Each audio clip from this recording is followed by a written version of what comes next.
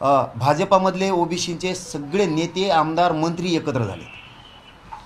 त्याच्यानंतर अजितदादा पवार गटातले राष्ट्रवादीचे सुद्धा ओबीसीचे नेते सगळे एकत्र झाले। त्याच्यानंतर शिवसेनेच्या सुद्धा शिंदेसाहेबाच्या गटातले सुद्धा ओबीसीचे सगळे नेते एकत्र झाले। त्याच्यानंतर शरद पवार साहेबाच्या गटातले सगळे आमदार त्यांचे ओबीसीचे तेही एकत्र झाले। विरोधी पक्षातले असणारे विरोधी पक्ष नेते आणि काँग्रेसचे ओबीसीचे नेते सुद्धा एकत्र झाले। म्हणजे पक्षच न राहिला खाली की ते मी काल याच्यावर थोडंसं अंदाजा लावून बघितला की कोणी पक्षाला मोजायलाच तयार नाही। सगळे ओबीसीचे नेते हे एकवटलेत आणि मराठ्यांना आरक्षण नाही मिळू द्यायचं। मग याचा अर्थ मराठ्यांच्या नेत्याला समजत नाही का? मला आणि माझ्या समाजाला दोघांनाही घेरण्याचा प्रयत्न सुरू झाला आहे, हे एकदम सत्य आहे। कारण काय झालं की आम्ही जी सत्य मागणी केली ही कोणाला पचत नाही। आम्ही सत्य बोललो आहे, कायद्यावर बोट ठेवून बोललो आहे, कायद्यानं मराठ्यांना आरक्षण दिलं आहे, सरकारी मराठ्यांच्या नोंदी आहेत। हैदराबादचं गॅजेट मराठवाड्यासाठी, बेळगाव आणि सातारा संस्थांचं खाणेसुमारीचं गॅजेटही त्याच्यामध्ये सगळा पश्चिम महाराष्ट्र आरक्षणात बसतो आहे। बॉम्बे गव्हर्नमेंटचंही, नाशिकचाही करार आहे, दौंड संस्थांचाही विषय, याच्यात सगळ्यात मराठा हा कुणबी असलेला उल्लेख आहे। त्यामुळे ह्या सरकारी नोंदी आहेत सगळ्या। आणि मी नेमकं महत्त्वाचं विषयावर बोट ठेवल्यामुळं यांची खूप पोटदुखी व्हायला लागली की ह्यो मुलगा जोपर्यंत या लढ्यात आहे तोपर्यंत हा मराठ्यांना आरक्षण मिळवून देणार आहे। आता याच्यातला दुसरा एक फरक असा आहे दादा की सत्यता बाहेर आली आणि जे काही नेते होते ओबीसीचे मराठ्यांच्या जीवावर निवडून येणारे यांचे रंग उघडे पडलेत आता मराठा समाजासमोर। याच्यात आणखीन एक दुसरा फरक असा आहे की महाराष्ट्रातल्या मराठा समाजाला मुद्दामून सांगतो आणि मराठ्यांच्या नेत्याला पण विशेष करून सांगतो, सगळ्या पक्षातले ओबीसी नेते हे मराठा समाजाला आरक्षण मिळू नये जे कायदेशीर येते, म्हणजे घटनेत एक कायद्यानं दिलेलं आरक्षण कायद्यात बसतं ते आरक्षण, सरकारी नोंदी आहेत त्या, आणि असे एकवटलेत की मराठ्यांच्या जास्त करून नेत्यांना हे सांगतो की ते मताचा विचार नाही करायला लागले, ते आरक्षणाचा विचार करायला लागले। आणि मराठ्यांचे नेते मताचा विचार करायला लागलेत, आरक्षणाचा विचार नाही करायला लागले। ह्यो फरक आहे त्यांच्यात आणि आमच्या मराठ्यांच्या नेत्यात। आरक्षण विषय इतका मोठा आहे त्यांच्यासाठी की मतं आणि निवडून येणं हे त्यांच्यासाठी मोठं नाही आहे। हीच समजदारीची भूमिका सगळ्या पक्षातल्या मराठ्यांच्या नेत्यानं घेणं खूप गरजेचं आहे। आरक्षण हे किती मोठं आहे याहून लक्षात येतं आहे। बघा आता भाजपामधले ओबीसीचे सगळे नेते आमदार मंत्री एकत्र झाले। त्याच्यानंतर अजितदादा पवार गटातले राष्ट्रवादीचे सुद्धा ओबीसीचे नेते सगळे एकत्र झाले। त्याच्यानंतर शिवसेनेच्या सुद्धा शिंदेसाहेबाच्या गटातले सुद्धा ओबीसीचे सगळे नेते एकत्र झाले। त्याच्यानंतर शरद पवार साहेबाच्या गटातले सगळे आमदार त्यांचे ओबीसीचे तेही एकत्र झाले। विरोधी पक्षातले असणारे विरोधी पक्ष नेते आणि काँग्रेसचे ओबीसीचे नेते सुद्धा एकत्र झाले। म्हणजे पक्षच न राहिला खाली की ते मी काल याच्यावर थोडंसं अंदाजा लावून बघितला की कोणी पक्षाला मोजायलाच तयार नाही। सगळे ओबीसीचे नेते हे एकवटलेत आणि मराठ्यांना आरक्षण नाही मिळू द्यायचं। मग याचा अर्थ मराठ्यांच्या नेत्याला समजत नाही का की आरक्षण किती मोठं आहे? ते पदाला आणि मताला किंमत द्यायला तयार नाहीत। तुम्ही का रे बाबा मताला आणि निवडून यासाठी किंमत द्यायला लागले? याचा अर्थ कळत नाही तुम्हाला आरक्षण किती मोठं आहे, मराठ्यांची जात किती मोठी होईल। आणि याचबरोबर आणखीन एक सांगतो, मराठा समाजाला आणि मराठ्यांच्या नेत्याला मी एकटा पडलो आहे। मराठ्यांचे घरातले गोरगरिबांचे लेकरं मोठमोठ्याले अधिकारी होतील, मोठे होतील आरक्षण मिळालं, मी आरक्षणाच्या बाजूने राहू नये म्हणून सगळ्यांनी मला घेरलं आहे, मी एकटा पडलो आहे।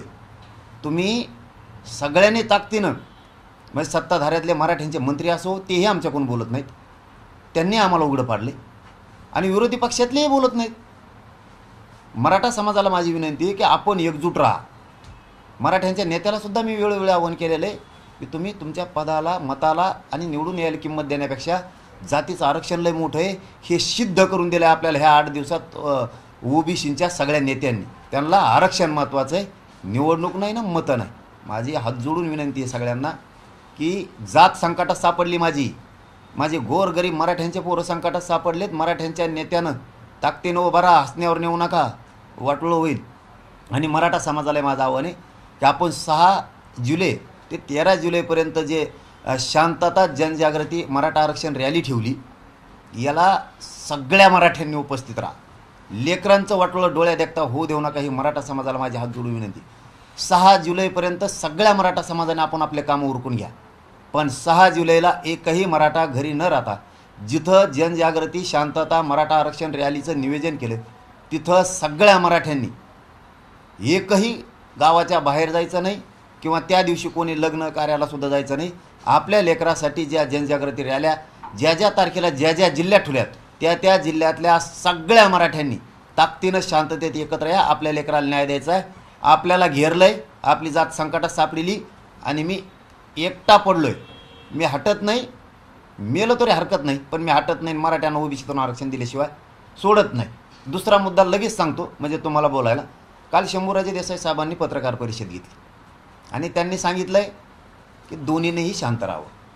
म्हणजे मलाही सांगितलं आहे की तुम्ही शांत राहा, 13 तारखेपर्यंत शांत राहा ना, असं त्यांचं म्हणणं आहे. याचा अर्थ आपण बोलल्याप्रमाणे ते करतील अशी मराठा समाज आपण अपेक्षा ठेवू. मी आजपासून कोणाच्याच प्रश्नाला उत्तर देत नाही आता 13 तारखेपर्यंत. शंभूराजे देसाई साहेबांच्या शब्दावरती विश्वास ठेवा आता की तुम्ही आम्ही काय देतोय तुम्हाला काय नाही देत याच्यावर 13 तारखेपर्यंत विश्वास ठेवा, असं शंभूराजे देसाई साहेबांचं पत्रकार परिषदेच्या माध्यमातून मला आवाहन करण्यात आलं. मग आता आमची मागणी सगळ्या सोयऱ्यांची अंमलबजावणी आम्ही दिलेल्या व्याख्याप्रमाणे आम्हाला पाहिजे आणि हे मी 10 महिन्यापासून म्हणतोय. दुसरं हैदराबादचं गॅजेट हे 13 तारखेच्या आत लागलं पाहिजे कारण ते सरकारी नोंदी आहेत. मग सातारा संस्थांचा असेल बॉम्बे गव्हर्नमेंटचा असेल तिकडचाही माझा सगळा मराठा समाज आरक्षणात आला पाहिजे ओबीसी. आणि मी मात्र महाराष्ट्राला सगळ्या मराठ्यांना ओबीसीत आरक्षण मिळाल्याशिवाय हटत नाही. फक्त आता शंभूराजे देसाई साहेबांनी आवाहन केलं त्यांच्या शब्दाचा मान सन्मान करून मी कोणाच्याही प्रश्नाला आता 13 तारखेपर्यंत यांचे उत्तर देत नाही.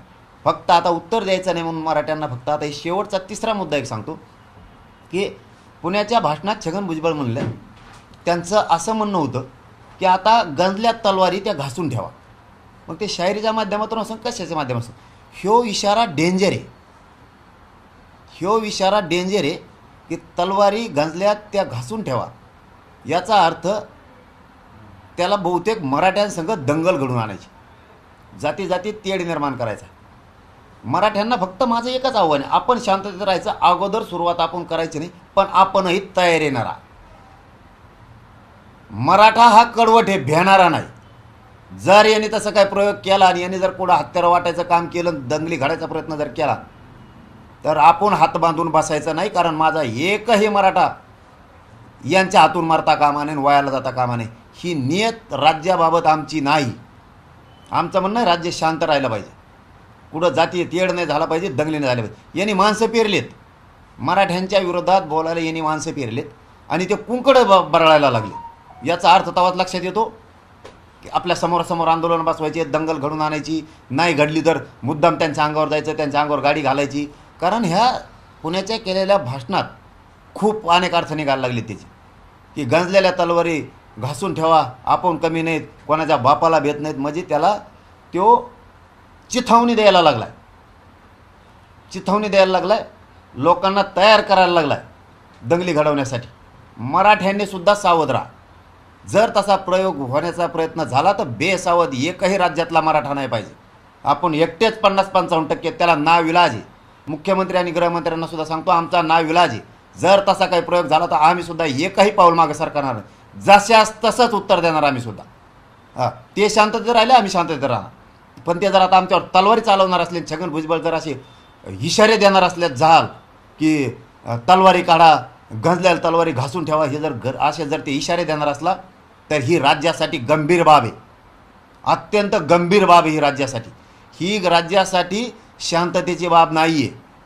आम्ही जर यांनी तसा काही प्रयोग केला तर आम्ही सुद्धा कडवट आणि कट्टार मराठी आहेत, आम्ही सुद्धा क्षत्रिय मराठी आहेत, उत्तराला उत्तर देणार. पण आता शंभूराजे देसाई साहेब म्हणलेत 13 तारखेपर्यंत एकही शब्द आपण त्यांना उत्तर देत नाहीत. त्यांनी सांगितलं 13 तारखेपर्यंत आमच्यावर विश्वास ठेवा. याचा अर्थ आपण दिलेल्या 9 मागण्या त्या पूर्ण करतील अशी अपेक्षा ठेवू. आपण आपल्या कामात राहू. आपले 6 जुलै ते 13 जुलैपर्यंत जे आपले शांतता जनजागृती मराठा आरक्षणासाठी रॅल्या ठेवल्यात, या रॅल्याला घराघरातला मराठा आई बहिणीसह सगळ्यांनी एकजुटीनं एकत्र या. आपल्या लेकराला आपल्याला न्याय द्यायचा ही सगळ्यांना विनंती आहे. आणि शांतता या राज्यात राहिली पाहिजे. ते काही म्हणले, ते येवल्याच्यानी सांगितलं काही म्हणा, ते काही म्हणले तरी 13 तारखेपर्यंत कोणी उत्तर देऊ नका. एखाद्यानं आपल्याला हणलं तरी देऊ नका. 14च्या नंतर बघू. तुम्ही विखेंवर उत्तर दिलं नाही. ते म्हणाले जरांगे म्हणजे मराठा समाज नाही आहे. नाही म्हणते ते तर नाही. आंदोलन भरकटलंय. कळन त्यांना आंदोलन भरकटलंय का काय झालंय त्यांना कळन. काय भरकटलं? मराठा समाजाला ओबीसीतून आरक्षण द्या. 1884चं सरकारी नोंदी महत्त्वाच्या का विखे साहेब, का 1990ला दिलेलं बिना नोंदीचं दिलेलं आरक्षण महत्त्वाचं? जरा उत्तर देता का मराठ्याला? विखे साहेब, 1884ला मराठा समाज हा सरकारी नोंदी आहेत कुणबीमध्ये. सातारा संस्थांचं गॅझेट सांगतंय पश्चिम महाराष्ट्रातला मराठा ओबीसीमध्ये. दौंड संस्थान सांगतंय, बेळगावचंही करार सांगतोय, बॉम्बे गव्हर्नमेंटचं गॅझेट सांगतंय मराठा हा कुणबी. आणि आता याच्या पलीकडे सांगतो विखे साहेब, तुम्ही संविधानाच्या पदावर आहेत आणि मंत्री आहेत. जरा 1967ला दिलेलं आरक्षण जरा वाचून बघा. 180 जाती आहेत, त्याच्यामध्ये कुणबी आणि कुणबी आणि मराठा एकच आहे. तुम्ही स्वतः सरकारमध्ये त्यावेळेस 2004ला सुशील कुमार शिंदे साहेबांच्या सरकारच्या वेळेस तुम्ही सरकारमध्ये होता, काँग्रेसात होता तुम्ही. जरा त्यावेळेस मराठा आणि कुणबी एकच आहे हा कायदा केला होता. काय चुकीचं बोलतो मी? महाराष्ट्रातला सगळा मराठा हा कुणबी. काय चुकीचं बोलतो? कायद्याला धरून बोलतोय, नियमात धरून बोलतोय आणि 10 महिन्यापासून हेच बोलतोय. काय भरकटलं तुम्हाला? हे नाही दिसलं भरकटलेलं? सगळे एकत्र आले, तलवारी काढा म्हणतात मराठ्यावर. कोणतं तरी मराठ्याचं पोरग असं ना, तुमच्या बंगल्यात नाही यायची तलवार, पण गोरगरिबाच्या इकडं तुमच्या मतदारसंघात तुमच्या जिल्ह्यात कोणत्या तरी मराठ्याला तुमचा गरीब एखादा पाहुणा असेल त्याच्या मानेवर तर तलवार पडेल ना छगन भुजबळची. कोण भरकटीत आहे आंदोलन? आम्ही जिथं बसलो तिथं आमच्या पुढं आंदोलनावर बसलंय, तिथं वेगळ्या वेगळ्या भाषेत आंदोलन सुरू आहे. कोणी भरकटीला आंदोलन? जाती कोण बोलायला शिका ना. खरं खरं कधीतरी तुम्ही ज्येष्ठ नेते, तुमच्या वडिलाचं योगदान आहे, थोडंसं कधीतरी मराठ्याच्या लेकराच्या बाजूने बोलायला शिका आणि खरं खरं बोलायचं शिका जरा थोडं. काय वेळ आली जातीवर? तुमच्या आसपासचे सगळे ओबीसीचे नेते मराठ्यांच्या विरोधात यायला लागलेत. तुमच्या नगर जिल्ह्यातले सुद्धा ओबीसीचे आमदार, माझे आमदार सुद्धा इकडे येऊन बोंबलायला लागले. ते नाही का भरकटलेले दिसत? जरा मराठ्यांचे लोक मराठ्यांवरतीच आरोप करायचं बंद करा. तुमच्यामुळं जात मरण एखादीशी. वाशाने वेळेवर, आणखीन हातातून वेळ गेली नाही. मी नाही हटत. तुम्ही साथ दिली तरी हटत नाही मराठ्यांना, नाही दिली तर मराठ्याला ओबीसीतूनच आरक्षण देणार. तुमचा अभ्यास कमी आहे असं भुजबळ म्हणतात. त्यांनी अभ्यास केला पाहिजे आधी, कारण की मुस्लिम समाजाला 25 वर्षापूर्वीच ओबीसीतून आरक्षण दिलं आहे. ते यासाठी म्हणतात, कधी मुस्लिमांना तर कधी धनगर समाजाला त्यांना खुश करायचं असतं. काय खुश करायला? काय मी मुख्यमंत्री का? अभ्यास तुम्हाला नाही भुजबळ साहेब, अभ्यास तुम्हाला नाही. मी काय म्हणलं याच्याकडे जरा बारीक ध्यान देत जा. कुंकडची कुंकड जोडीत जाऊ नका.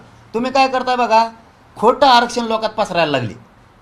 म्हणजे तुम्हाला वाटतं आम्ही जे सांगतो आरक्षण ते लोक ऐकतील. तुम्ही सांगितलेलं लोक आरक्षण नाही ऐकत, मी सांगितलेलं ऐकते. कारण मी खरं सांगतो, तुम्ही खोटी माहिती पुरविता. मी काय सांगितलंय? पाशाभाई पटेल हे मला पुण्यात भेटले 1 महिना 15 दिवसापूर्वी. त्यांनी सांगितलं मी तुमच्यामुळे ओबीसी झालो बा.